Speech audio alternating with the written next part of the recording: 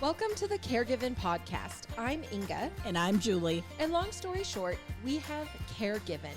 We are two momtrepreneurs who have built an in-home care business from the ground up, guided every step of the way by God's care and fueled by agape love.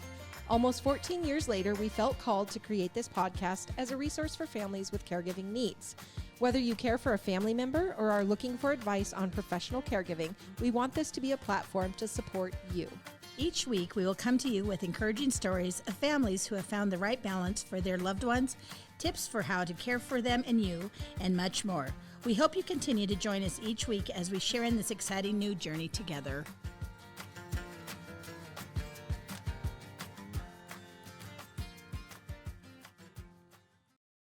Hello, Sunshines, and hello, Julie. Well, hello, Inga. Fancy meeting you here. Yeah. How you been? Fabulous. Fabulous. Yes. Any catastrophes lately? Yes, every single day.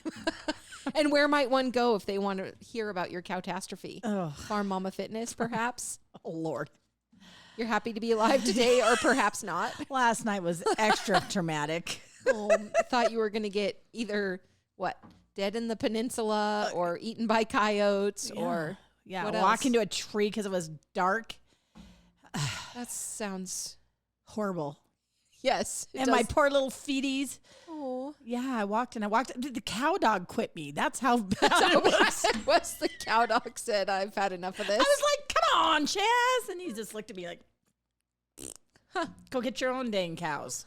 Okay. So, well, did you get the cows? Yes. And what was for dinner?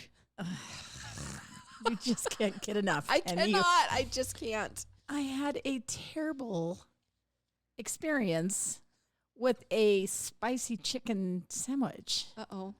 But you're okay? You did survive. Well, yeah. I didn't get bad gas. Wonderful. Yes, I didn't get stomach cramps. Nice. Didn't barf or poo everywhere. Because I did tell my husband, if any of these happen, have a do-over on the question. Yes. Never mind. I was more so meaning when your husband asked what was going to be for dinner and you were ready to wring his neck. Yes. He has an incredibly anyway, I told my husband that if I died last night, it was because of the bad sandwich. Okay. I'm here, so everything's okay. Perfect. Must have an iron gut. Yes. So anyway, yes, he has a very, very bad habit of when we are just so busy at night and it's getting closer to 9 o'clock at night, 10 o'clock at night. We still haven't ate dinner and I'm just as tired as he is. And he'll go, what's for dinner? And your head goes, zing. Boom. And she's just poking the bear. Mm. It's a bad idea. Yeah. Don't do it. Don't do it. How'd you sleep last night? Like a rock. I was so tired. Well, that's good. Yeah. Didn't have any sleep apnea? No. Good to know. Yeah, no. We're actually going to talk about that a little bit later. Yeah. My husband does actually argue with me and says that I do snore, but I have to say I don't because I've never heard myself. Yeah, I think you're probably right then. Yeah.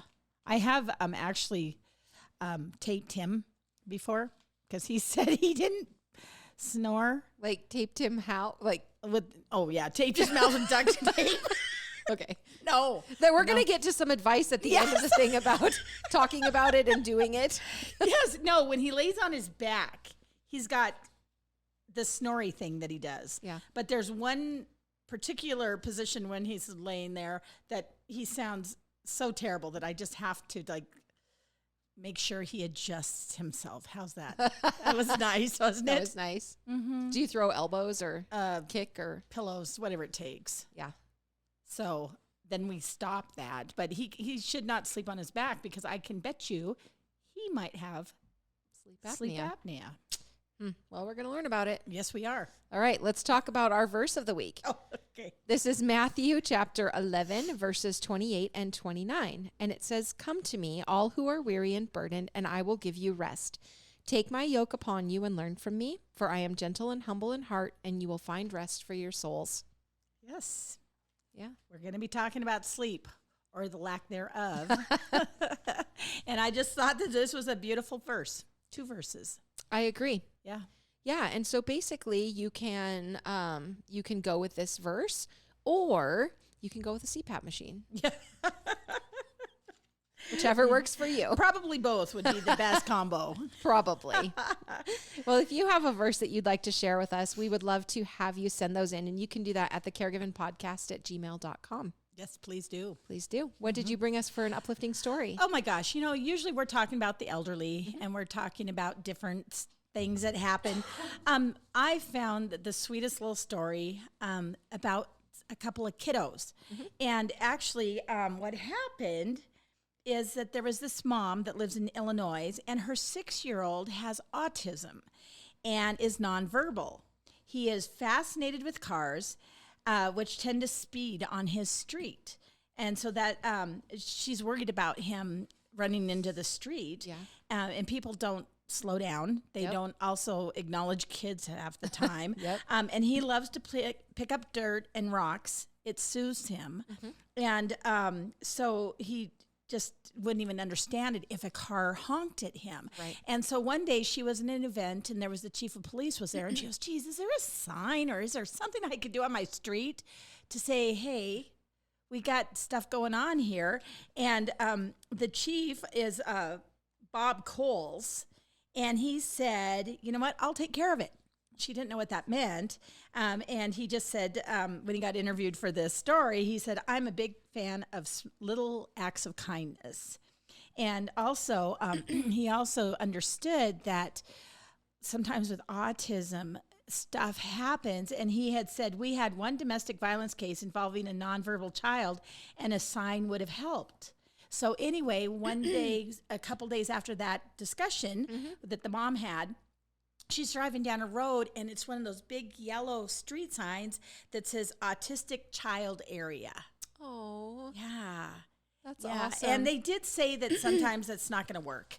This was a smaller town where Right. people were way more in tune to knowing your neighbors and all of that. So that worked out really well. But then what they found out is actually in Ohio, there was a mom who actually was able to get a blind child area Oh, sign. wow. Yeah, so that was really cool. And like I said, that, they said in the smaller cities, it seems to work a lot better. But what a cool thing. It makes me think of, and I feel like maybe this was even up at my grandma's house, a sign that said, and it all matters where you pause. Yeah.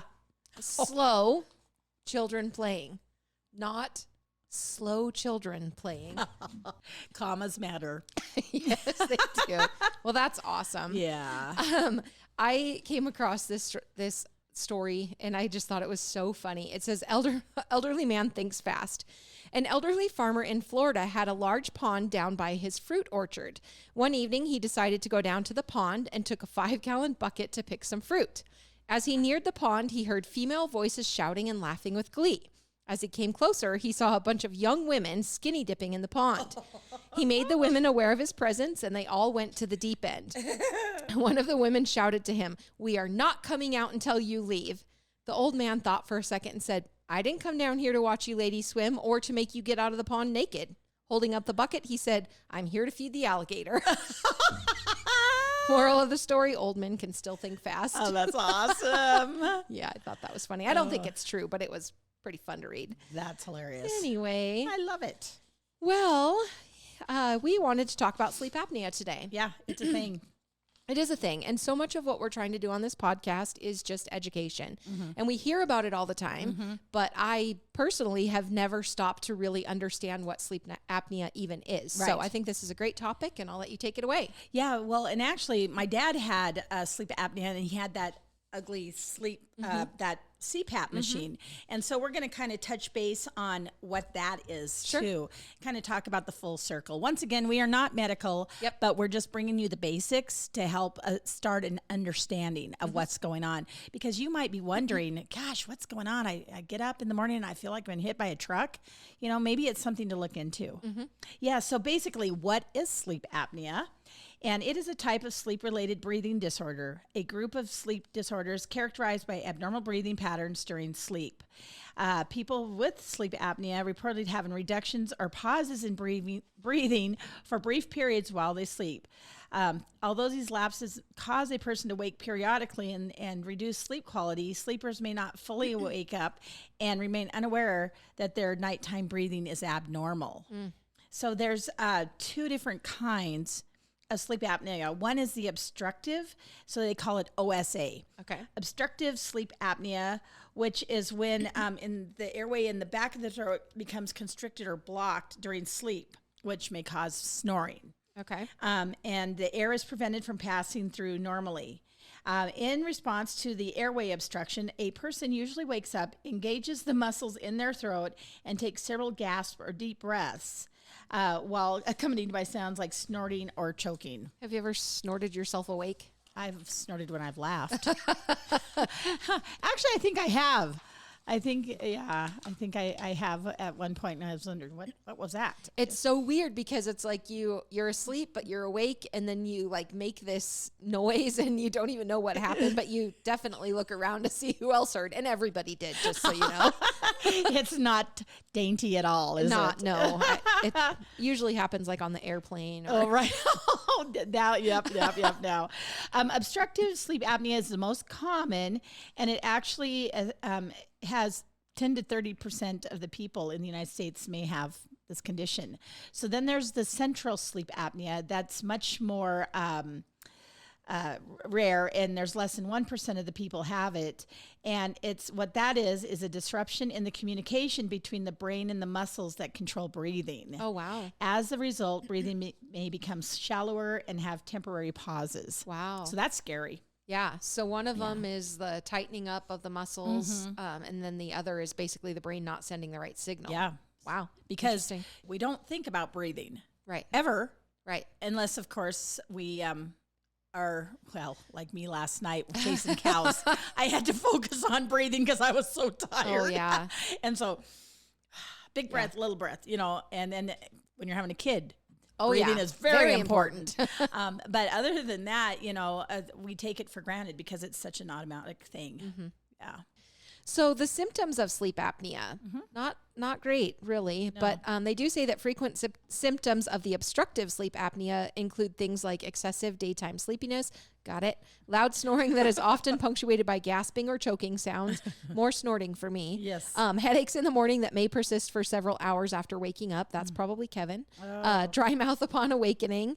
Restless sleep with periods of wakefulness during the night. Increased need to get up from bed to urinate. Irritability or frustration, definitely me. Reduced focus. I think that's me. Squirrel. Yeah, for sure. So certain symptoms of obstructive sleep apnea may not be immediately noticeable to the person that has the condition. And basically, that snoring or that abnormal breathing may only be observed by whoever is sleeping next to you. Mm-hmm. Yep. Yeah. So actually, 2 people aren't getting any sleep. Pretty much. Yes.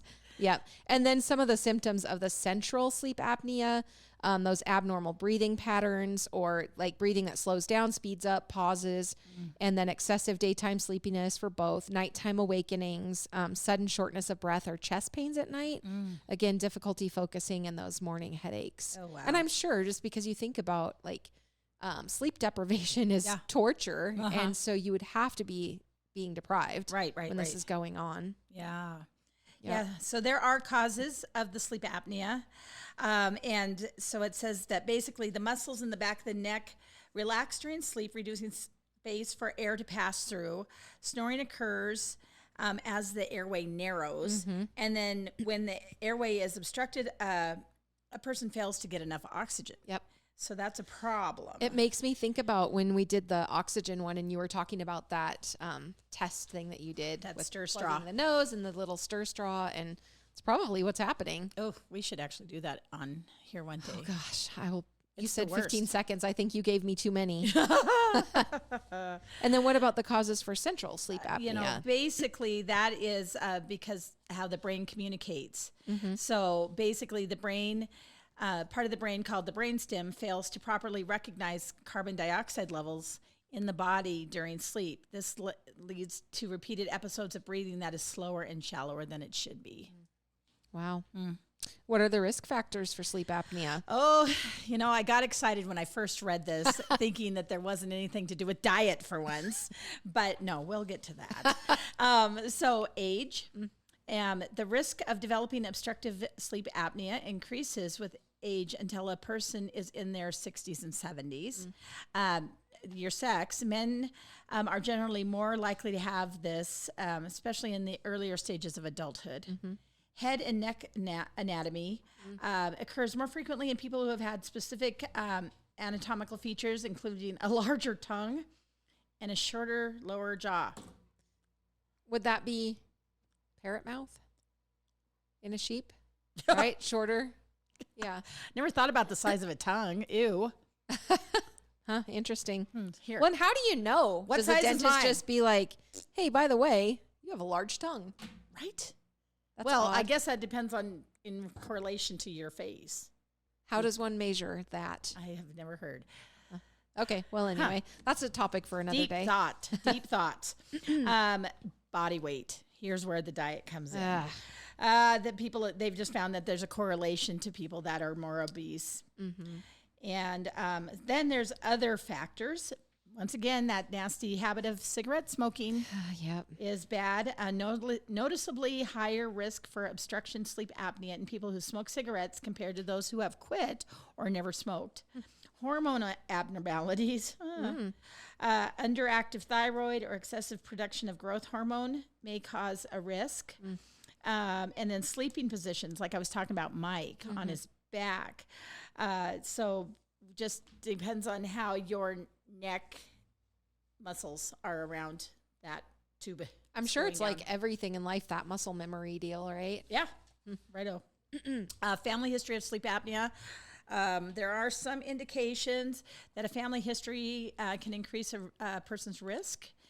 Nasal congestion. Oh, there's nothing worse than trying to sleep and you're got that head cold thing going on. Oh, man. Yeah.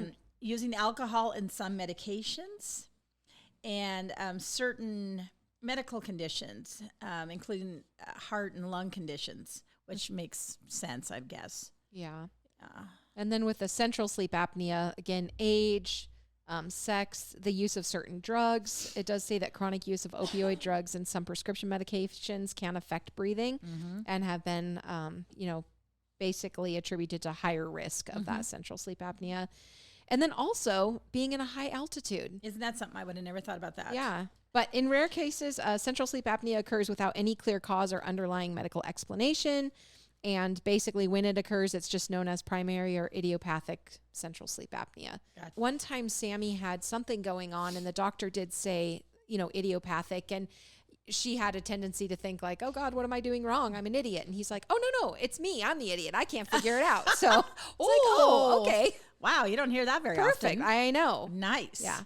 Huh. So basically, about the only way you can figure it out is through a sleep study. And we have a lot of clients actually that we schedule sleep studies. And they go in at whatever time, they get all hooked up with everything, and then they go to sleep. And then we pick them up about 6 in the morning because they're up and they're ready to go. But have you thought about that? I've spent a lot of time thinking about this as we're taking people for a sleep study, that they get hooked to how are you supposed to sleep? How would you possibly sleep? You're in a strange bed Forget it. anyway, and then you're You hooked know, to all people these are looking at machines. you. They're going to hear every burp and fart. Yeah. Not that I do, Of course not. You're a but lady.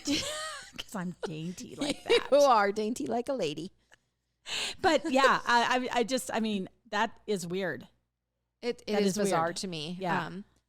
Maybe one day they'll come up with something where you can just do it at home. I'm sure. I got to be honest. I actually did go online recently because I've been worried about Kevin. And they have a little thing that goes in your nose. It's just this little tiny thing that's supposed to provide like constant airflow. Oh.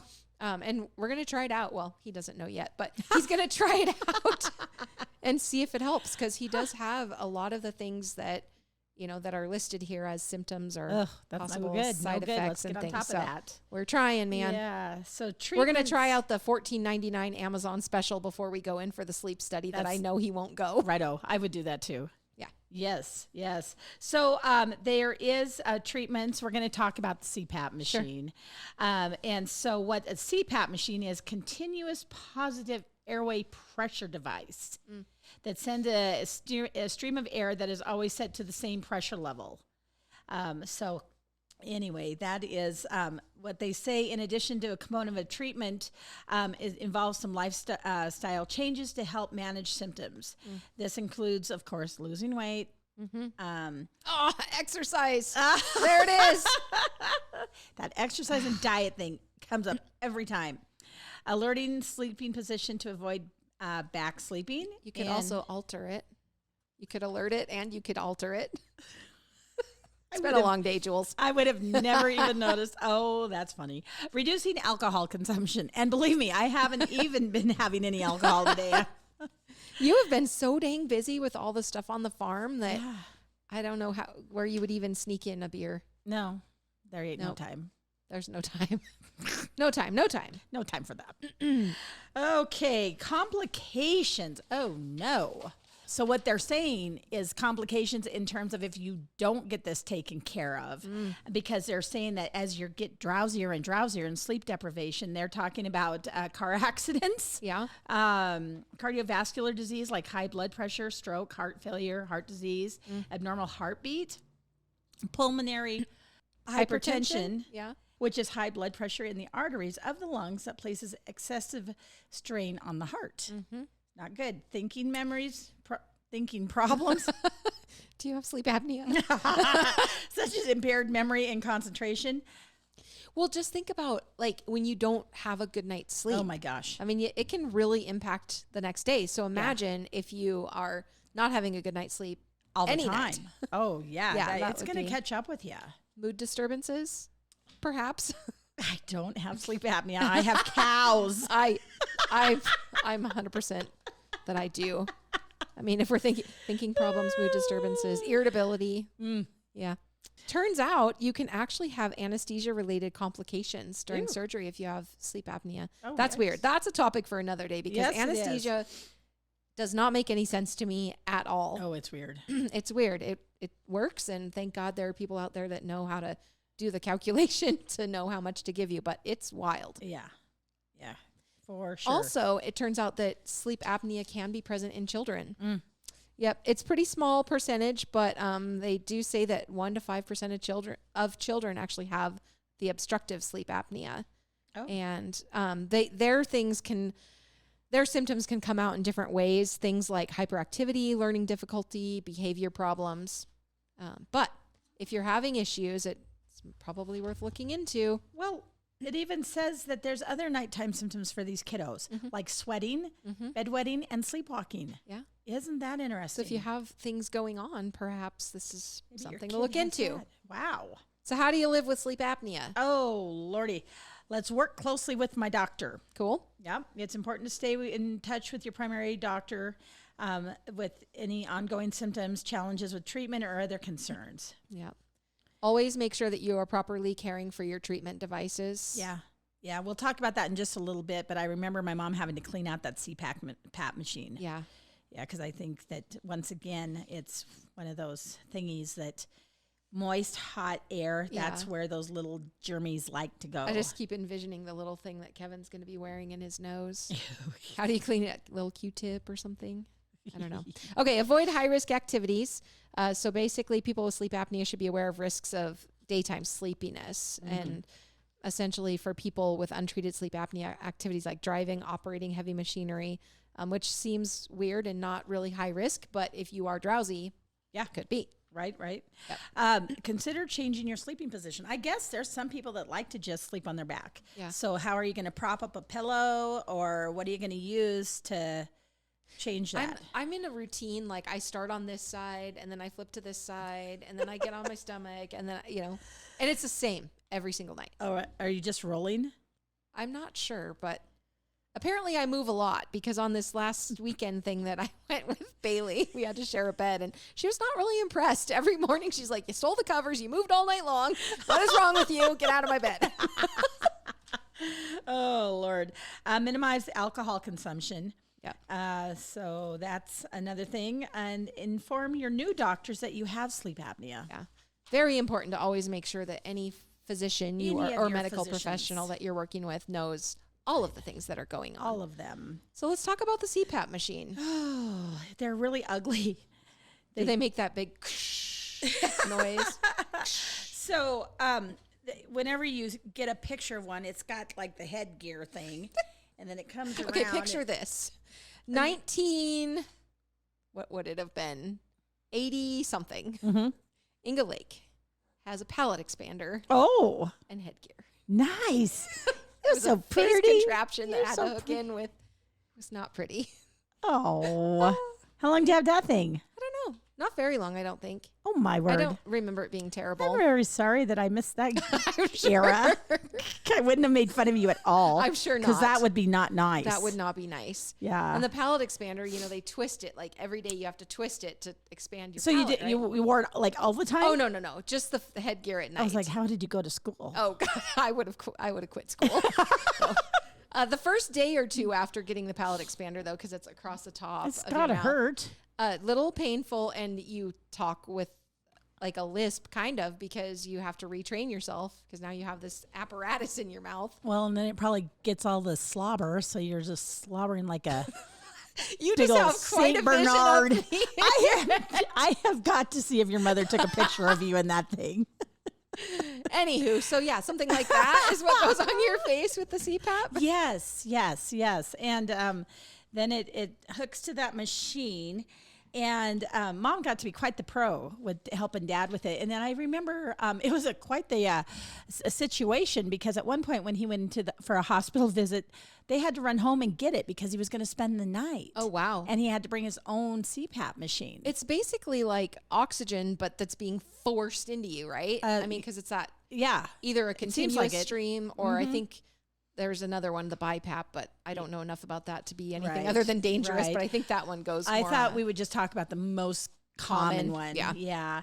So they all have the same basic components. A motor house is the base unit. Okay. The cushioned mask. Cushioned.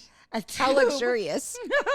that connects the motor to the mask, the headgear frame, elbow pieces that acts as joints, and adjustable straps that allow you to customize the fit. Oh, It does how sound accommodating. very glorious. So there's the nasal pillow mask, the nasal mask, and the full mask. Ooh. I have only ever known of people with the full on, full face Right. mask thing. Right. What a pain. I just never thought I could sleep with something like that.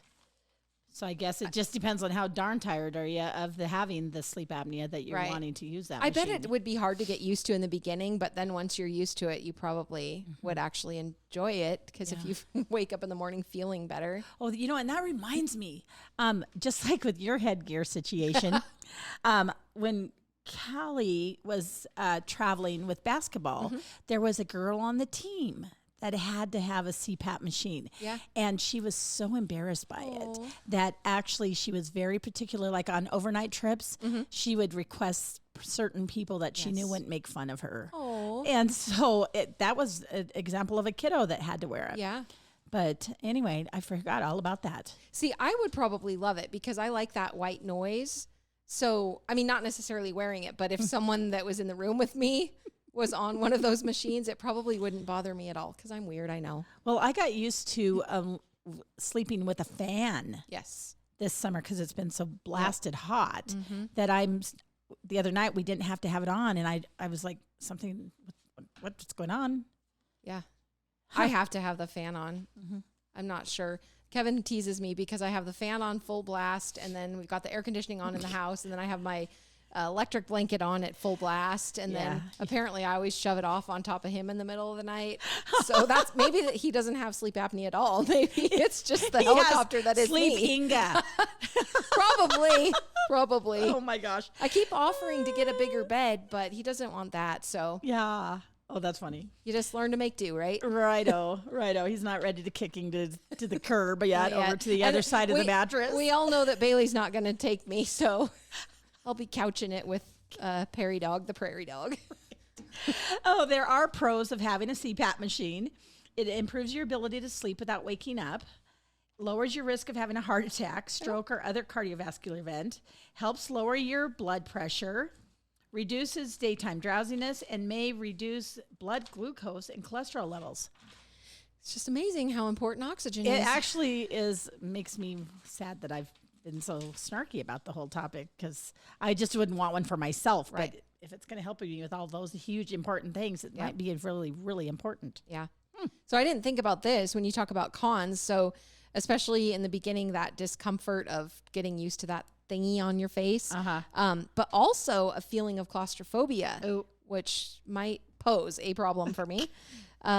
Nasal congestion, dry mouth, nosebleeds, skin irritation, and sores where the mask is. And I'm assuming that it's like oxygen. You probably can't use those petroleum-based thingies. I'm just guessing. Right. Don't listen to me because I don't know anything. But and then the feeling of actually being bloated with air. Oh, wow. Interesting. There are other options for sleep apnea. Because the CPAP machine doesn't work for every single person. Right. So the best and easiest one and the cheapest one is just changing your sleeping position. Yep. Oral appliances, like what you're talking about, but some people use a mouth guard or an orthodontic retainer to keep your airways open by putting pressure on your tongue.